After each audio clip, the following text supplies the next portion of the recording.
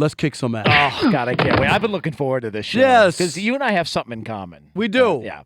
It's about the Lakers? Is that what you're saying? Yeah, it's something about the Lakers. Because I believe we're the only two in L.A. who are willing to speak out against the Lakers when it needs to be done. Yes. And it's going to be a rough ride the next 3 hours for Laker fans listening to this show. No doubt about it. And if you're just joining us and you don't know what's going on, basically today the Lakers said, we're pulling out of this because it's ridiculous. They want everything in their uncle for this trade with Anthony Davis. And, Jonas, I don't know about you. I love the way the Pelicans played this because basically they were never going to make a deal with the Lakers, right? But they wanted to see how desperate. So, yeah, pile it on. Who are you going to give up? You're going to give up everybody, Kuzma and Ingram and Ball. Yep. And who else? I mean, it was like a slew of people. Oh, I mean, Rondo was thrown in there. Beasley was reportedly thrown there. 2 first-round draft picks, and they wanted more. Right, and then they said, 2 first-round picks. No, give us 4 first-round picks. How's that? And then so today, to save a little face, Magic goes, we're pulling out of this or whatever, and I get it. But I love what the Pelicans did, and people don't understand. They think this whole world is about LeBron James and doing what works for him. And it's not. The Pelicans have a business. They have a fan base. Why in the world would you let the Lakers punk you, take your best player, and basically punk you, and then they want to give you all of these players that are so good that they're easy to part ways with them.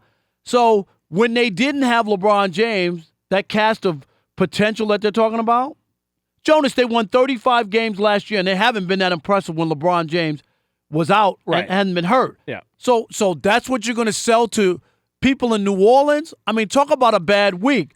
First, a bad 2 weeks. First, they get jobbed out of the Super Bowl.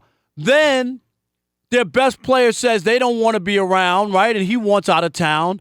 And then you're eating your gumbo and there's mouse hair in it. I mean, it doesn't get any worse than that. Is this as bad as when Brian Williams from NBC said he saw a corpse floating across his hotel in New Orleans? Just about as bad. Was completely made up, but just a complete lie. And if the Pelicans GM made that trade, he would be floating along. I mean, come on. Okay, because there's so many layers to it. Just focusing on New Orleans, this is clearly a team who feels scorned by their best player, and so they're going to rake them over the coals. You know this. If you do something to piss off your wife or your lady or your fiance or your girlfriend, they're not going to make life good for you. No. You can buy them flowers, but there's no guarantee those flowers are enough. That's when jewelry gets involved, potentially cash gets involved, potentially the purchase of an automobile gets involved. Don't you remember when Kobe bought that $4 million bracelet? Yeah, that wasn't even enough. He got a tattoo afterwards. Yes. That's how far in debt he was with his wife. So they feel like we got burned, we got embarrassed,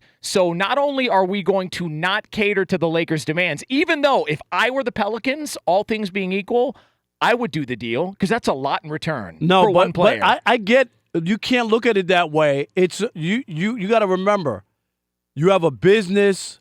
People could turn on you down there and be like, wait a minute, the Lakers just came, punch you in the face, and here it is. And you caved and gave Anthony Davis what he wanted. It sets a terrible precedent, and I'm telling you, other players have asked for trades. I remember when Brett Favre wanted a trade from Green Bay. Where did he want to go? Minnesota. They said, no. We're not trading you inside our own division.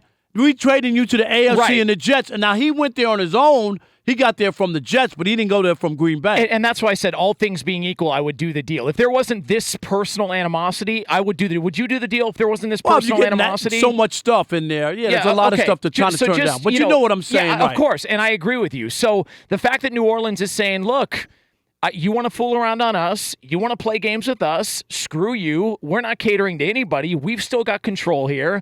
And although it feels like everybody's going to bow to LeBron James and bow to the LA Lakers and the great Magic Johnson, who's just such a dynamite guy and does such a great job, the Pelicans are like, look, we've got a little bit of leverage here. We're squeezing it, and I love it. We're going to be petty as hell. Yep. We are petty, and I don't blame them one bit. Everybody who thinks, and here's the other part. Anthony Davis isn't even the best fit for LeBron. And the big guys who have gone to play with LeBron, how's that worked out? Ask Chris Bosh, who went from 21-12 to a third option standing there on the perimeter.